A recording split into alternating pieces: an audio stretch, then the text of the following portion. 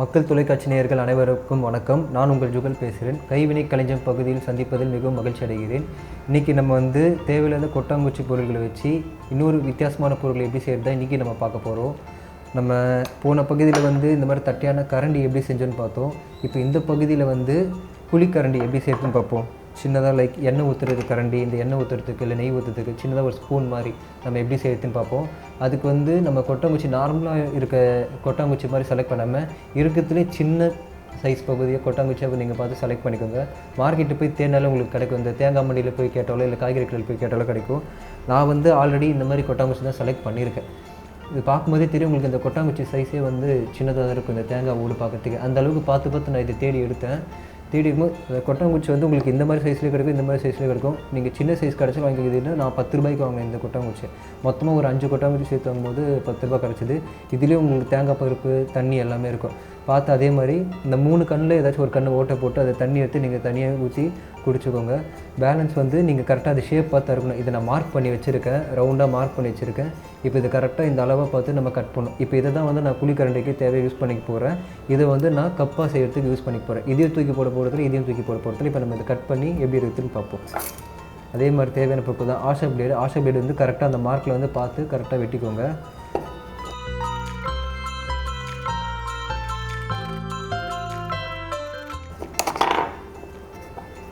இப்போ ஆல்ரெடி இது உள்ள இருக்க தேங்காய் பருப்பு நான் எடுத்து வச்சுட்டேன். தேங்காய் பருப்பு நோண்டி அதை நம்ம சமையலுக்கு சட்னிக்கு யூஸ் பண்ணிக்கலாம். இப்போ வெட்டினதுக்கப்புறம் உங்களுக்கு பார்க்குறதுக்கு இந்த மாதிரி தான் இருக்கும். இதை குழிக்கரண்டிக்கு நம்ம யூஸ் பண்ணிப்போம். இதை நம்ம கப்பு குட்டி கப்பாக நம்ம யூஸ் பண்ணிக்கலாம். இது தூக்கி போட வேணாம். இந்த குட்டியாக குடிக்கிற காப்பி கப், டிவி அந்த மாதிரி யூஸ் பண்ணிக்கலாம். டீ ஊற்றிக்கிறதுக்கோ இல்லை கஷாயம் குடிக்கிறதுக்கு ஏதாச்சும் யூஸ் பண்ணிக்கலாம். இது நம்ம இப்போது கைப்பிடி செய்யணும். இப்போ கைப்பிடிக்கு நம்ம அதே சேம் மூங்கில் கட்டை தான் எடுத்து போடுவோம். அதே கட்டைப்பையில் இருக்க ஆல்ரெடி வெட்டின பாதி துண்டை தான் வச்சுருக்கேன். அந்த பாதி துண்டை வச்சு நம்ம இந்த கரண்டி அமைப்புக்கு தகுந்த மாதிரி நம்ம இது ஷேப்பாக குட்டியாக நம்ம ஆக்கணும். இப்போ நம்ம இதில் மார்க் பண்ணிவிட்டு கட் பண்ணிவிட்டு அதை அதே மாதிரி கிரைண்டிங் பண்ணி இது ஷேப்பாக நம்ம ஆக்கணும். அதே மாதிரி பென்சிலோ இல்லை மார்க்கரோ நீங்கள் எடுத்துக்கோங்க. எவ்வளோ சைஸ் தேவையோ அந்த அளவு நீங்கள் அளந்துக்கோங்க.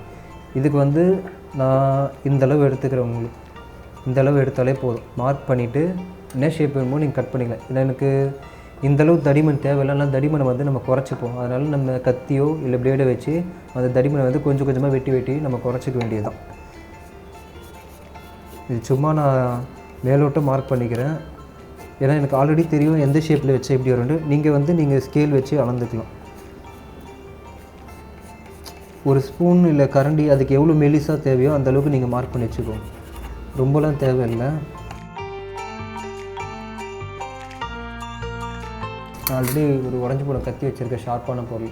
இதை வச்சுட்டு நீங்கள் சீவில் கொஞ்சம் கொஞ்சமாக அந்த கட்டையை சீவினா அந்த ஷேப்புக்கு நீங்கள் எடுத்துகிட்டு வரணும். ஷேப்பு உங்கள் விருப்பம் தான். எந்த ஷேப் வேணுமோ நீங்கள் அந்த ஷேப் எடுத்துக்கலாம்.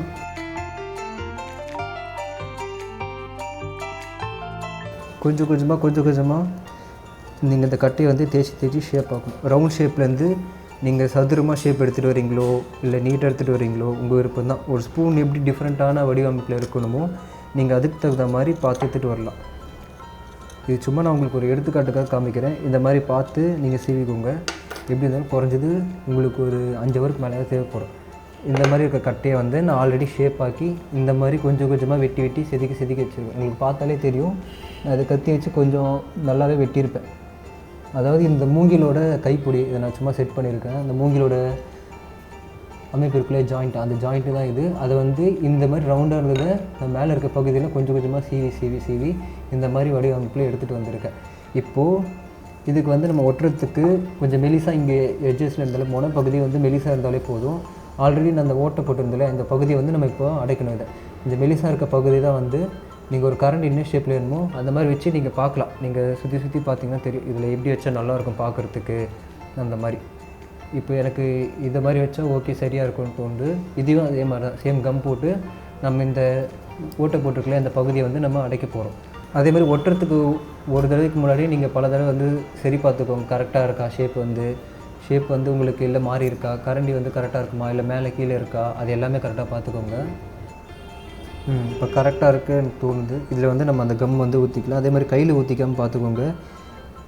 தெரியுதுல எட்ஜஸில் மட்டும் ஒவ்வொரு சொட்டாக விடுங்க. கையில் விடாமல் பார்த்துக்கோங்க.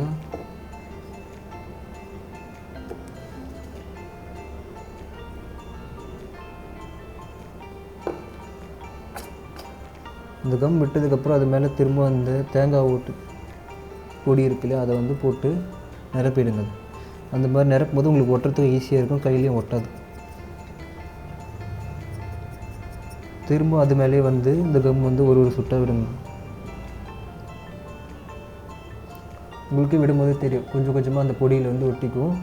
அது மேலே வந்து நீங்கள் இந்த திரும்ப துருவின தூள் வந்து மேலே போட்டிங்கன்னா ஸ்ட்ராங்காக இந்தளவுக்கு ஒட்டிக்கும். இப்போ உங்களுக்கு ஒட்டுறதுக்கு ஈஸியாக இருக்கும். இப்போ பேலன்ஸ் இருக்க இந்த பகுதியெல்லாம் வந்து நீங்கள் கம் போட்டு ஒட்டிக்கலாம். கம் போட்டதுக்கப்புறம் அதே மாதிரி தான், அதே மாதிரி பிடிக்கும் போது கொஞ்சம் விரலை தள்ளி வச்சு பிடிச்சிக்கோங்க. விரலில் வந்து கம் போட்டுறாதீங்க. எங்கெங்கெல்லாம் வந்து அந்த சின்ன சின்ன துவாரங்கள் இருக்கோ அதெல்லாம் வந்து இந்த பொடியை வச்சு அடைச்சிருங்க. திரும்ப அதே மாதிரி அது மேலே வந்து இந்த கம்மு போடும், ஸ்ட்ராங்காக ஒட்டிக்கும். இப்போ நம்ம வெளியே ஒட்டியாச்சு, உள்ளே வந்து துவாரம் இருக்குது இல்லையா, இதில் வந்து ஏதாச்சும் எடுக்கணும் கூட இதில் போய் அடைஞ்சிக்கும். ஸோ அதுலேயே வந்து நம்ம இந்த கம்மை போட்டுப்போம். மீதமுள்ள இந்த தூளை வந்து நம்ம இதில் போட்டுக்கலாம். போட்டு அந்த துவாரத்தை நிரப்பிடும்.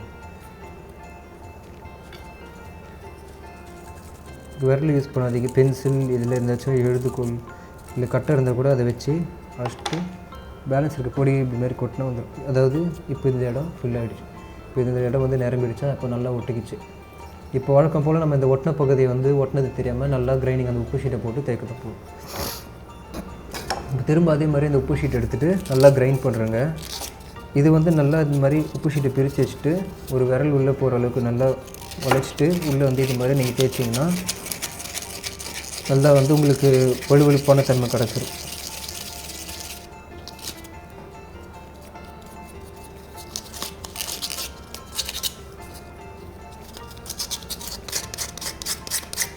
அதே மாதிரி மேலேயே வந்து இது மாதிரி தேய்ச்சிக்கோங்க. எங்கெங்கெல்லாம் சொரப்பாக இருக்கோ அங்கங்கெல்லாம் வந்து நீங்கள் இந்த உப்பு ஷீட்டை போட்டு தேய்ச்சி நல்லா வெண்மையாக்கிக்கோங்க.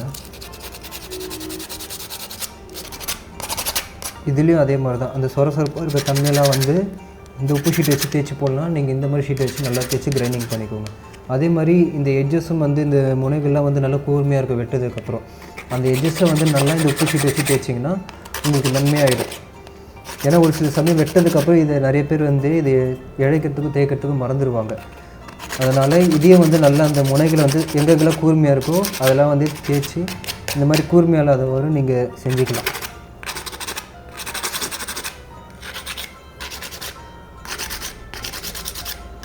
அதே மாதிரி எப்போவுமே கவனத்தோடு செய்யுங்க. இது இழைக்கும் போது உங்களோட விரலில் வந்து தேய்ச்சிக்கவும் உங்களுக்கு வந்து வாய்ப்பு இருக்குது. நல்லா பார்த்து ஜாக்கிரதையாக செய்யுங்க. ஏன்னா இந்த மாதிரி பொருட்களை செய்யும் போது கவனம் வந்து ரொம்ப முக்கியம். சின்னதாக கவனம் சதறினா கூட ஒன்று பொருட்கள் வந்து நீங்கள் எதிர்பார்த்த அளவு வராது, இல்லைன்னா உங்களுக்கு வந்து அடிப்பட வாய்ப்பு இருக்குது.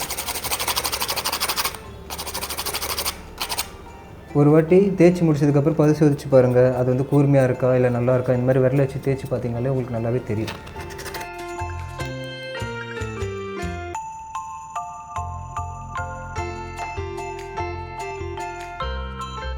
ஒரு வழியாக நீங்கள் இந்த மாதிரி கிரைண்டிங் பண்ணதுக்கப்புறம் இந்த மாதிரி தான் இருக்கும். வழக்கு போல் முடிச்சதுக்கப்புறம் எண்ணெய் அப்ளை பண்ணுறேங்க. எண்ணெய் அப்ளை பண்ணதுக்கப்புறம் உங்களுக்கு ஃபினிஷிங் வந்துடும். பார்க்குறதுக்கு உங்களுக்கு அந்த மென்மையாக இருக்கும். முடிச்சதுக்கப்புறம் நீங்கள் இந்த மாதிரி சோதிச்சு பாருங்கள், கையில் கீறுதா இல்லையா அப்படின்னு சொல்லிவிட்டு. இல்லை நீங்கள் எங்கேயாவது அந்த சின்ன சின்ன அந்த கட்டைத்தூள் பிசுறுகளாக இருக்க சொல்லுவாங்க இல்லையா, அதில் கீறுதான்னு செக் பண்ணி பாருங்கள். செக் பண்ணி பார்த்ததுக்கப்புறம் உங்களுக்கு இது வந்து ரெடி ஆகிடுச்சா இல்லையான்னு தெரியும். இப்போ ஒரு வழியாக இது ரெடி ஆகிடுச்சு. இது வந்து நீங்கள் சின்னதாக எண்ணெய் ஊற்றிக்கிறதுக்கோ இல்லை சின்னதாக கரண்டியாக இல்லை சாம்பார் கரண்டியாக குட்டி கரண்டியாக கூட நீங்கள் யூஸ் பண்ணிக்கலாம். இந்த சொப்பு சாமான்லாம் சொல்லுவாங்களே அந்த மாதிரி கூட நீங்கள் விளையாடுறதுக்கு கூட யூஸ் பண்ணிக்கலாம். இல்லை வீட்டிலே கூட சும்மா உப்பு போடுறதுக்கு சக்கரை போடுறதுக்கு அந்த மாதிரி கூட நீங்கள் யூஸ் பண்ணிக்கலாம். ஆல்ரெடி காமிச்சில அந்த பெரிய கரண்டி, இதை விட சின்ன கரண்டி அந்த மாதிரி கூட நீங்கள் யூஸ் பண்ணிக்கலாம். நன்றி, வணக்கம்.